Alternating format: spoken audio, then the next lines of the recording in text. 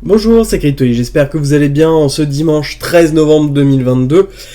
Alors, cette vidéo, on va la faire autour de ce qui s'est passé sur FTX, sur ce qui s'est passé avec Crash Luna. On va en tirer les conclusions, on va essayer de parler justement de l'importance de rester connecté, de rester informé, l'importance de la décentralisation, mais surtout, quoi faire maintenant. C'est-à-dire, qu'est-ce qui se passe, étant donné qu'on a quand même beaucoup d'informations qui circulent sur les différents exchanges, que potentiellement il y en ait certains autres qui sont à risque. Comment on doit gérer ce type de situation? Qu'est-ce que je vous préconise de faire maintenant? Ce que j'ai fait moi. Comment optimiser quand même, avoir du rendement sans être exposé à des problématiques claires et précises, comme par exemple des clusters de liquidation ou des manques de liquidité de certains exchanges.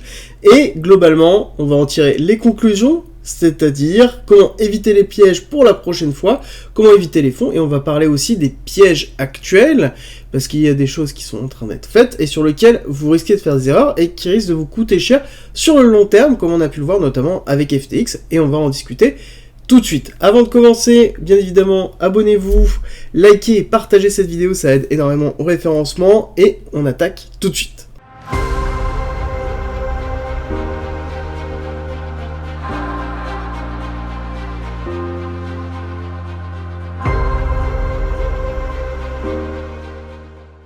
Alors, déjà, on va revenir rapidement sur FTX, faire un petit point pour rappel FTX, deuxième exchange crypto en volume, qui a disparu du jour au lendemain en 36 heures, et cette notion de 36 heures est vraiment très importante à retenir.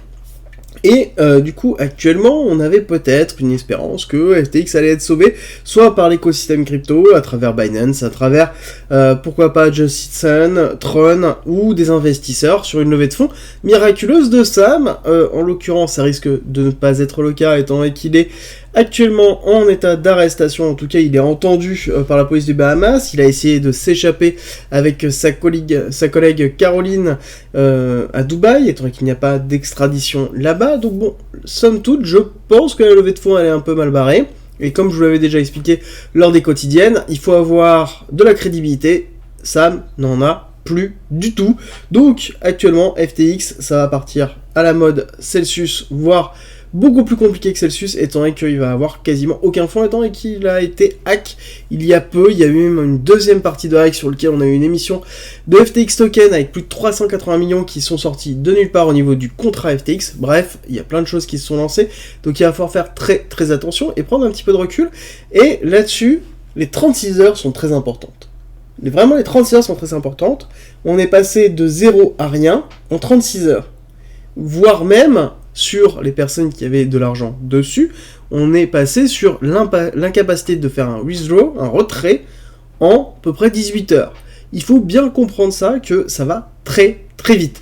Vraiment très très vite, et d'où l'importance de rester connecté. Rester connecté, oui, et ça c'est obligatoire, à partir du moment où vous avez en fait des fonds qui sont placés soit sur de la DeFi, donc de la finance décentralisée, soit sur la CeFi, donc de la finance centralisée, n'importe laquelle, vous devez rester connecté, vous devez vous informer, vous devez recevoir des notifications et aller plus loin. Là-dessus, je vais vous expliquer, moi, comment je fais, ce que je fais, je vais vous donner des astuces, mais il va falloir vous-même dépenser quand même du temps à un moment donné pour aller checker, vérifier qu'il se passe pas quelque chose, et limite, voilà, si jamais vous voyez qu'il se passe quelque chose, prévenez vos collègues, prévenez vos amis, prévenez ceux qui sont dans la communauté crypto dans laquelle vous êtes. C'est très important de pouvoir réagir rapidement, vu à la vitesse à laquelle ça va, et ça va très très vite. Alors, forcément, le premier point sur lequel je vais préconiser, c'est d'être sur Twitter. Vraiment, le CT, donc le Twitter crypto, est vraiment très très important. Il y a plusieurs personnes à suivre, plusieurs choses à suivre. Bien évidemment, n'hésitez pas à suivre le Twitter qui est en description. Mais sinon, vous avez par exemple certaines chaînes comme The Block, qui est très intéressant. Vous avez aussi Watcher Guru, qui est très intéressant aussi, sur lequel vous avez Watcher Guru, qui est très bien, qui permet d'avoir pas mal d'informations. The Block, je préfère quand même à Watcher Guru, majoritairement. Ensuite, je vous conseille d'aller suivre CZ. Actuellement, c'est la personne qui fait un petit peu la pluie et le beau temps sur les cryptos, suivre les différents projets dans lesquels vous avez investi. C'est-à-dire que si vous investissez sur du BNB, vous suivez Binance et CZ. Si vous investissez sur du Solana, vous suivez notamment Anatoly et vous suivez la Solana, enfin la chaîne de Solana. Globalement, vous devez avoir un flux d'informations lié aux différents investissements que vous avez pour pouvoir suivre. Je vous dis pas de regarder 4 fois par jour ou d'être accroché dessus, mais au moins une fois par jour, allez regarder un petit peu les nouvelles pour avoir un temps de réaction. Il faut bien comprendre que beaucoup de personnes actuellement sont restées bloquées sur FTX. Alors déjà, il y a des personnes qui ne pensaient pas que FTX allait cracher.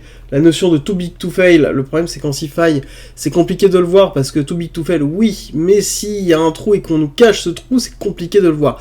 Et considérer qu'il y ait une capitalisation d'un écosystème qui soit basé sur son propre token, bon, bah ça, c'est aussi compliqué.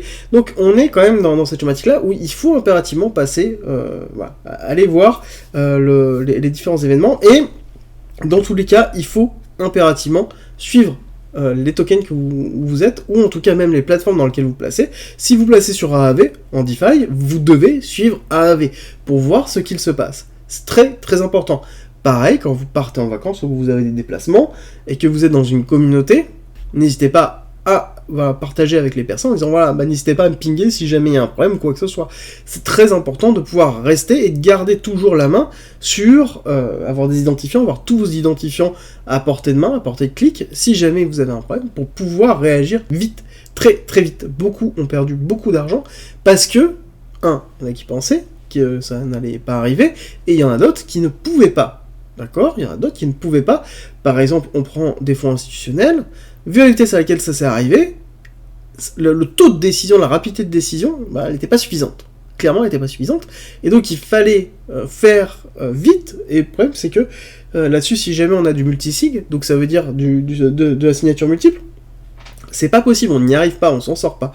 Donc il faut garder toujours la possibilité de pouvoir réagir vite, surtout quand on est des particuliers, et des personnes ne sont même pas encore au courant, je pense, et vont l'être bientôt, parce qu'ils ne suivent pas assez, ils regardent une fois par semaine, et ce n'est pas suffisant quand on fait des investissements et qu'on place de l'argent dans un écosystème comme la crypto-monnaie, surtout en période de bear market, dans lequel on a une contraction de liquidité générale macroéconomique, et d'autant plus dans les cryptos. Ça, je vous en parle régulièrement dans les vidéos quotidiennes, dans les suivis quotidiens que je vous fais, ou dans l'hebdomadaire, où on voit un petit peu la macroéconomie, mais globalement, on est dans une contraction de liquidité, donc forcément, c'est une zone à risque, c'est des moments à risque, il faut faire très très très attention, et si vous savez que vous n'avez pas le temps, là-dessus il va falloir choisir la décentralisation. Voilà, la décentralisation, on va en discuter tout de suite, mais par exemple, je vais vous expliquer au niveau du Discord qu'on a mis en place, nous avons mis par exemple un canal FTX sur lequel on regroupe toutes les informations, et on donne toutes les informations, et on ping les personnes quand il y a besoin. Pareil, j'ai fait plusieurs annonces dans lesquelles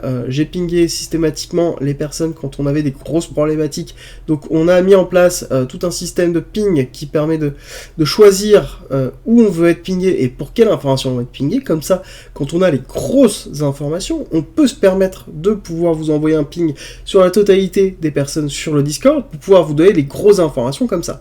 Et ensuite c'est pareil, sur Twitter j'ai donné l'information très très vite. Donc c'est très important d'être au courant et de rester au courant et de mettre en fait les notifications et de suivre les notifications. Oui, ça prend un peu de temps, oui c'est un peu gênant. Choisissez par exemple sur notre Discord, on a mis en place les pings qui permettent de choisir vraiment ce sur quoi vous souhaitez être pingé, et justement pour ne pas être spammé. Donc à vous de faire les bons choix, d'aller sur le canal Choisis ton rôle et de choisir les pings que vous souhaitez pour être juste pingé quand vous le souhaitez sur le type d'information que vous le souhaitez, et c'est important en tout cas d'avoir des notifications et de suivre ces notifications, parce que sinon vous risquez de louper, comme là des personnes ont perdu beaucoup sur FTX, parce que FTX avait une réputation, Sam avait une réputation, et le problème c'est que la réputation ne fait pas tout. Voilà, la notion too big to fail, tout dépend de la question d'image que l'on a. Est-ce qu'on a une image de trop grande pour pouvoir échouer, ou est-ce que c'est la réalité trop grand pour pouvoir échouer? Et malheureusement, quand on parle de société, ça n'existe pas. Quand on parle de technologie, oui. Quand on parle de société, ça ne doit pas exister, ça n'existe pas.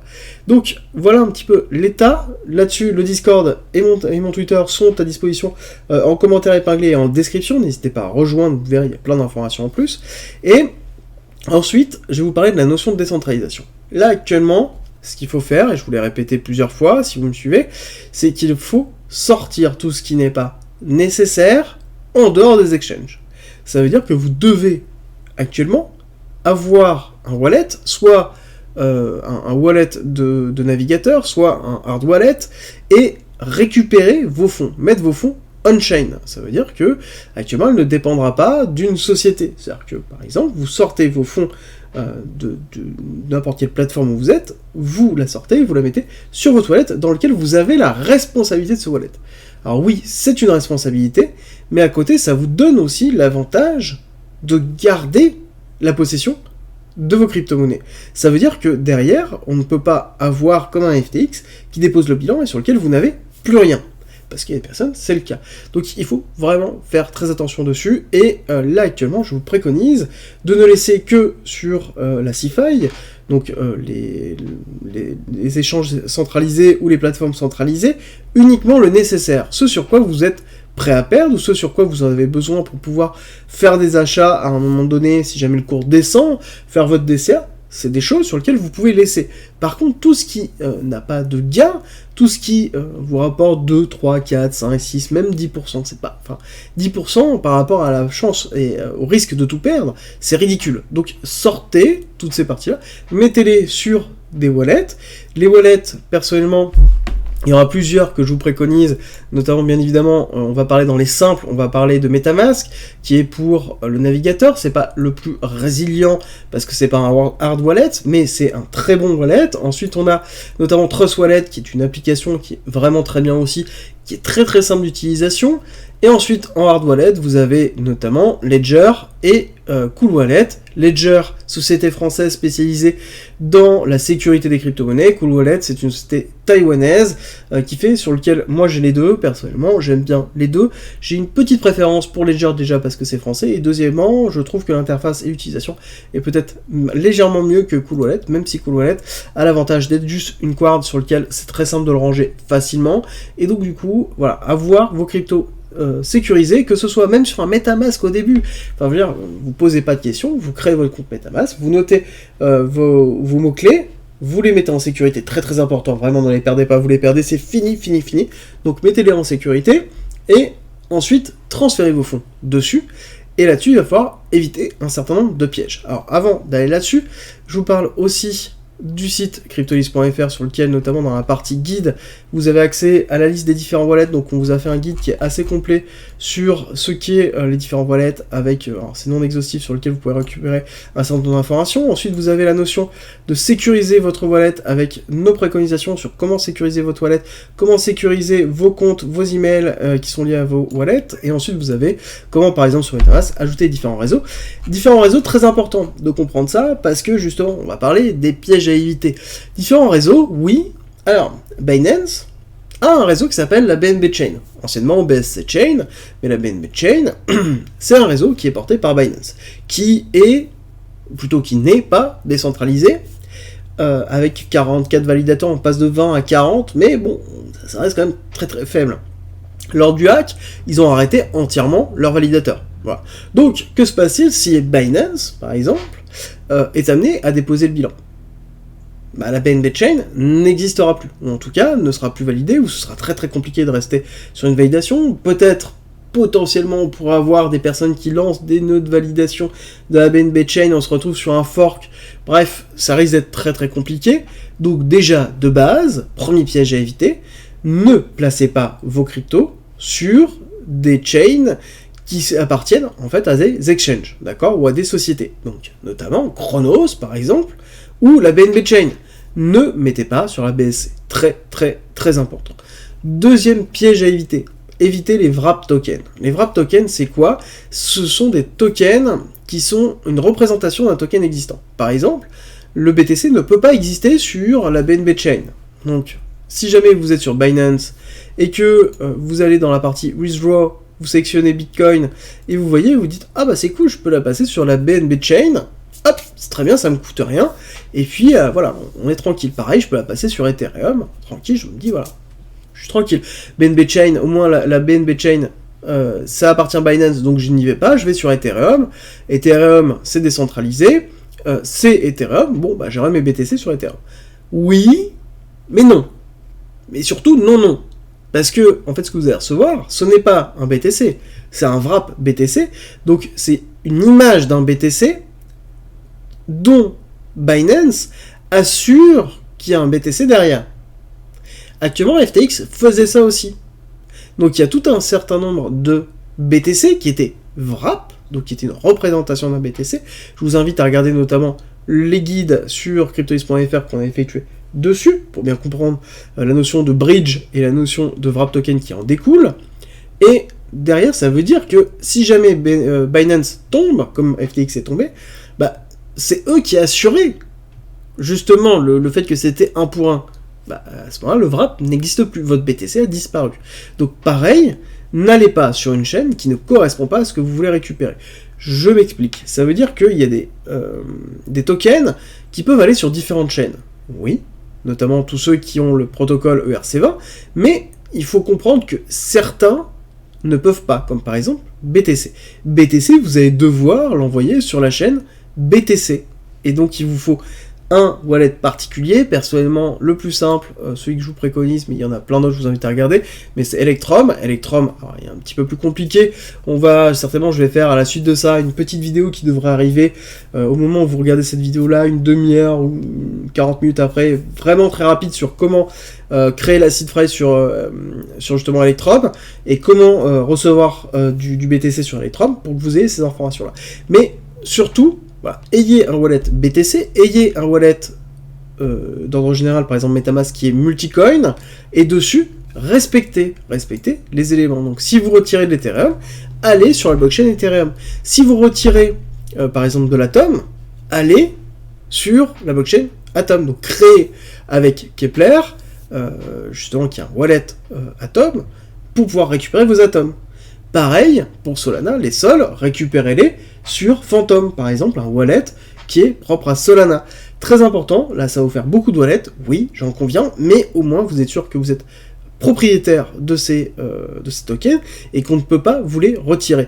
Et l'avantage, c'est que là, vous les avez sortis. Ok, qu'est-ce que vous allez en faire après? Donc là, on a évité les pièges, on a respecté les bonnes chaînes, on évite les chaînes, je répète, d'exchange ou de sociétés sur lesquelles on peut avoir un dépôt de bilan.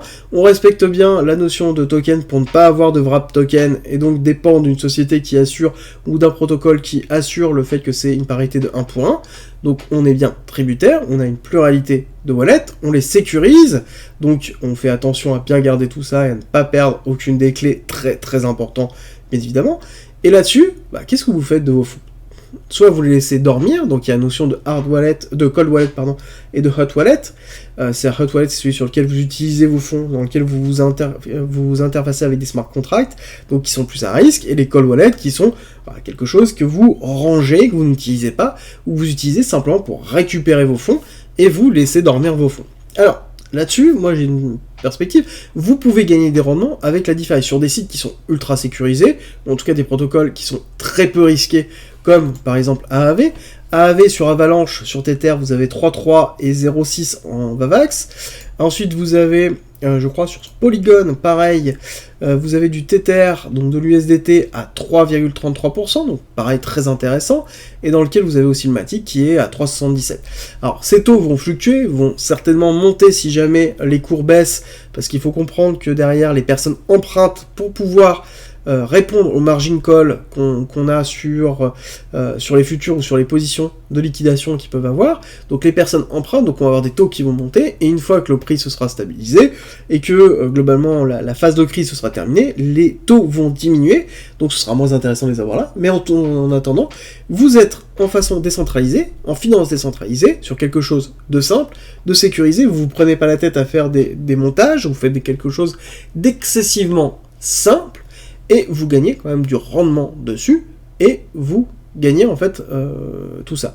L'autre point, vous pouvez aussi placer vos fonds en cold wallet, donc quelque chose qui ne bouge pas, sur lequel certains vont placer par exemple leur BTC, vont placer leurs Ethers tels quels sur un cold wallet. C'est une chose. Moi personnellement, mais j'ai un cold wallet sur lequel j'ai des fonds, mais je vais avoir des fonds qui sont notamment des fonds par exemple qui sont stacker, je vais avoir du STETH. Donc par exemple, là je suis sur Lido. Lido qui permet de stacker et de vous donner en fait un token qui représente le stacking de votre token. Il propose de stacker de Ethereum, du Solana, du Polygon. Attention, c'est sur la blockchain Ethereum. Et moi, mes STETH, qui est le récépissé, donc la contrepartie qui me donne de ça, je les ai déplacés sur mon cold wallet et je les conserve de cette façon-là. Mais ça me permet déjà de toucher un APR de 5,9%, tout en gardant justement de côté sans que je sois exposé. La seule exposition que j'ai, c'est à la plateforme Lido et à Ethereum. D'accord ? Lido, vu la représentation générale, et ça existe déjà depuis quand même un certain temps, n'a pas été hack, et sur lequel c'est audité régulièrement. Je considère que c'est quelque chose qui est suffisamment safe pour avoir une partie d'exposition dessus.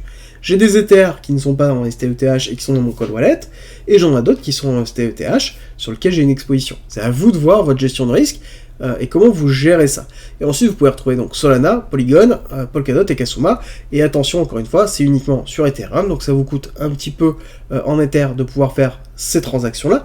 Mais, somme toute, c'est quelque chose qui est intéressant et qui vous protège, en tout cas, vous gagnez en fait de l'APR, tout en gardant la propriété de vos coins.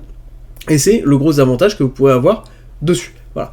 Donc voilà un petit peu, moi, mes perspectives. Et maintenant, on va en tirer les conclusions. C'est-à-dire, on va tirer les conclusions de ce qui est en train de se passer aujourd'hui. Première chose, c'est que il ne faut pas faire confiance. Vraiment, ne faites pas confiance. Ne faites pas confiance aux centralisations. Nous sommes dans la crypto, et le principe de la crypto, il ne faut pas oublier, c'est don't trust, verify. Ça veut dire quoi ? Ça veut dire ne faites pas confiance, vérifiez vous-même. C'est le principe de la décentralisation, c'est le principe de la transparence de la blockchain, c'est qu'on nous donne la possibilité de vérifier ce qui se passe. Et là, il y a toute une mode qui est en train d'arriver avec la notion de proof of reserve. D'ailleurs, on a fait un guide pour ça sur le Discord, n'hésitez pas à aller le voir. On vous explique ce qu'est réellement une proof of reserve et les implications que ça. C'est une bonne chose, la proof of reserve. Mais est-ce que ça va être suffisant sur le long terme ? Je ne pense pas. Il y a une notion de transparence, c'est peut-être le bon point de ce qui est en train de se passer, c'est qu'il y a une prise de conscience actuellement des exchanges sur le fait qu'en effet, il faut peut-être plus. Il faut aller plus loin, il faut aller plus vite, et justement la notion de centralisation va peut-être se jumeler avec la notion de décentralisation. Notamment, je prends l'exemple de Bybit. Bybit est en train de proposer la possibilité d'avoir un wallet on-chain intégré dans Bybit. Et ça, je trouve ça assez fort. C'est pas encore assez poussé à mon goût, mais on est en train de se diriger dans cette direction-là, où on va avoir un mix entre échange centralisé et échange décentralisé, et entre DEX et SEX. Et donc du coup, on est sur quelque chose qui va peut-être faire évoluer fortement le marché. Bon, l'autre point qu'il faut en retenir, c'est, donc ne faites pas confiance, c'est ce que j'ai dit. Deuxième chose, c'est tenez-vous informés, suivez les bonnes personnes, restez actifs, regardez, même si vous ne partagez pas, échangez avec la communauté. Quand vous savez que vous n'allez pas pouvoir être présent et suivre, demandez à des personnes de cette communauté de vous taguer si jamais il y a un problème. Voilà, restez actifs et participez justement à la veille de toutes ces problématiques, à vérifier ce qui se passe, etc., et donner les informations, parce que c'est comme ça qu'on réagit vite, et c'est pour ça aussi qu'il faut rester prudent. Il faut vraiment rester très prudent.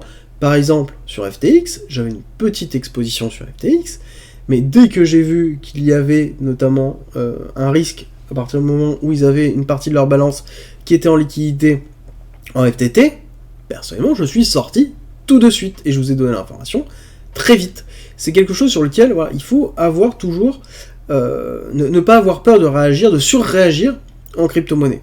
Alors, c'est très important, et même dans le général d'investissement, il faut protéger son investissement. Vous n'êtes pas là pour gagner de l'argent, vous êtes surtout là pour ne pas en perdre. D'accord ? Donc on est en phase de bear market, c'est-à-dire qu'on est en phase de construction. Le but, c'est vraiment de protéger votre capital. Protéger le plus votre capital, et c'est là où vous allez gagner de l'argent sur le long terme. Ce n'est pas en essayant de prendre des risques maintenant, ça ne fonctionne pas. Il faut vraiment être prudent et limite surréagir. Le principe est le suivant, c'est-à-dire que normalement, les exchanges sont censés pouvoir assurer un bank run. Donc ça veut dire le fait que tout le monde veut récupérer sa liquidité. Ils sont censés garder du 1 pour 1. Donc, à l'heure actuelle, si je récupère du BTC, je suis censé récupérer mes BTC, point.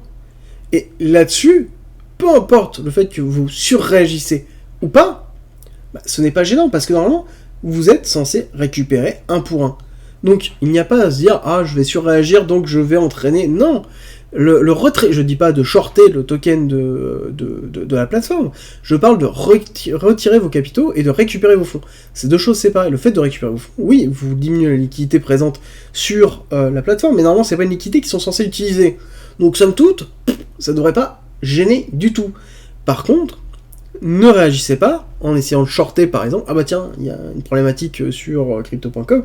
D'ailleurs actuellement il y a toute une chose sur laquelle j'ai tweeté avec crypto.com et gate.io, sur lequel il y a potentiellement quelque chose qui pourrait se passer, parce qu'il y a des transferts de fonds entre les deux avec leur notion de proof of reserve qui pourrait être un petit peu étrange. Et ensuite on a UOB qui est un petit peu sous le feu aussi, avec le positionnement de Justin Sun notamment, qui ressemble un petit peu au côté Sam de FTX, de je vais sauver la crypto-monnaie, j'ai des milliards à dépenser. Bon, on est exactement dans la pattern de discussion qu'on avait avec Sam. Donc du coup, on est quand même sur quelque chose qui est un petit peu similaire, donc il faut faire très attention. Actuellement, le marché est à cran, il faut vraiment comprendre que le marché est à cran, donc actuellement, c'est très facile d'entraîner une attaque baissière sur un coin. Donc aussi, il ne faut pas surréagir dans vos positions, il ne faut pas surréagir dans la façon où vous gérez vos positions et votre risque. Ce n'est pas parce que actuellement on vous dit que potentiellement CRO, enfin en tout cas crypto.com, va faire un dépôt de bilan qu'il faut shorter à x100 le CRO. Non, voilà, vous êtes là pour conserver votre capital, faites attention, gardez uniquement ce dont vous avez besoin sur les exchanges. Et encore, vous savez que vous pouvez utiliser vos wallets sur des échanges décentralisés pour continuer à faire vos achats. Hein. Si on regarde PancakeSwap, bon ben en l'occurrence, vous allez voir, ça va être intéressant. On a des choses sur lesquelles on peut trade, on peut swap, ok, mais il y a la possibilité de définir des ordres limites. C'est-à-dire que je peux définir notamment des ordres à un certain prix, je peux définir un prix ici si je le souhaite, donc soyez pas genre, vous pouvez aussi, alors ça coûte un petit peu plus cher en fee, je suis d'accord, sur lequel on a une forme de fee de rétribution pour les personnes qui fournissent de la liquidité, mais on est sur quelque chose où on peut même le faire de façon totalement décentralisée sans déposer sur des échanges centralisés. Alors oui, par contre, c'est vrai, on a un petit peu de perpétuel ici, mais c'est pareil, ça coûte un petit peu plus cher de pouvoir le faire à travers les perpétuels de PancakeSwap, ou même il y a d'autres plateformes qui permettent de vous faire ça. Mais par exemple, si vous voulez faire des gridbots comme j'ai proposé sur Bybit, c'est un petit peu plus compliqué. En fonction de ce que vous voulez faire, vous devez, enfin moi en tout cas personnellement, vous devez avoir la réflexion de quelle exposition vous voulez avoir aux échanges centralisés. Moi, personnellement, j'ai une exposition actuellement aux échanges centralisés. J'en ai deux, clairement. J'ai Bybit et Binance, sur lequel j'ai un petit peu des fonds, mais c'est quelque chose qui est très contrôlé, sur lequel je sais que je peux perdre, sur lequel je sais que je suis à l'affût. Si jamais j'ai une moindre hésitation, je retire les fonds, j'ai déjà tout qui est prêt, donc je peux réagir très très vite. Donc voilà, je sais que j'ai un contrôle de risque qui est ok, et sur lequel, derrière, je vais lisser mes entrées à partir du moment où on t'aimera. Voilà, je vous ai déjà expliqué que pour moi, je pense qu'on aura une deuxième jambe baissière assez forte, on va aller retester les 15 000, voire potentiellement un tout petit peu plus bas au niveau du BTC, donc sur lequel je vais faire certainement des achats et renforcer mes bagues, mais du coup, j'ai des fonds qui sont à dispo, mais j'ai ce contrôle au niveau des fonds, et c'est le plus important. Et globalement, si je dois résumer tout ça, 1. Soyez prudent, vraiment, soyez prudent. 2. Suivez un petit peu l'actualité. Mettez-vous à Twitter, abonnez-vous à mon Twitter par exemple. Rejoignez le Discord sur lequel vous allez récupérer de l'information, sur lequel vous allez récupérer des pings. Si jamais il y a un problème, vous allez être alerté. Choisissez bien les bons pings que vous souhaitez. Lisez les discussions. Et justement, vous allez voir que derrière, ça va se passer beaucoup mieux. Et pareil, si jamais vous avez le moindre problème, n'hésitez pas à rentrer dans une communauté, que ce soit la mienne ou une autre. Il y a beaucoup d'autres communautés, vous n'êtes pas obligé d'être dans une seule communauté, vous pouvez être dans plusieurs communautés, et justement, participer, discuter avec les gens, et vous allez voir que c'est très simple, et si jamais il y a le moindre problème, vous allez être alerté tout de suite, et vous allez pouvoir réagir rapidement. Et c'est vraiment la notion de réaction rapide. Et pareil, essayez toujours d'avoir la bonne démarche au niveau de vos wallets. Faites attention à vos clés, ayez des wallets décentralisés, ayez des wallets, au moins un hard wallet si possible, donc par exemple Ledger, je vous mets un lien en commentaire, et Cool Wallet, je vous mets aussi un lien si vous souhaitez, mais globalement, ayez au moins un de façon à ce que si jamais il y a un problème, vous pouvez les sortir.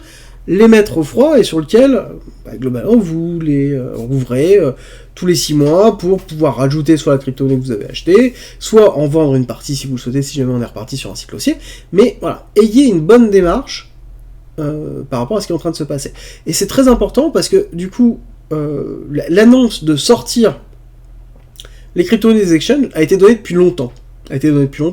Ça fait déjà 3-4 mois où on a des doutes sur le fait qu'il y ait des échanges qui ne soient pas solvables.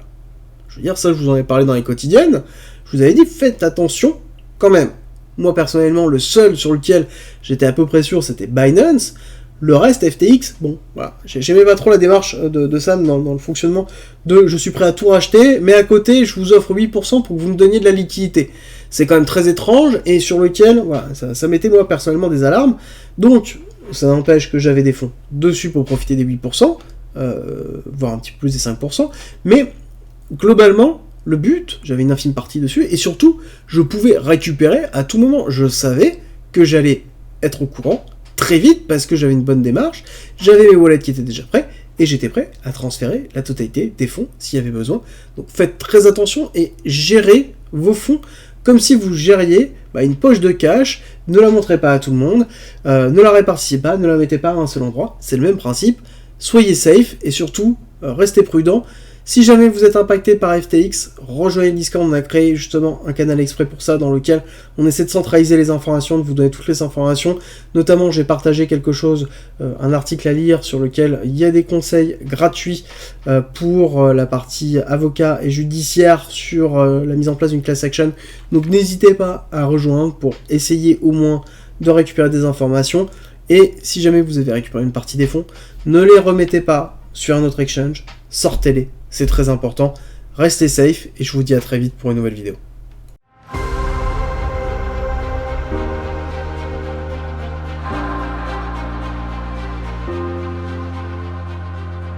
Si tu aimes mon contenu, n'hésite pas, partage, like, ça m'aide énormément et rejoins-nous sur Discord.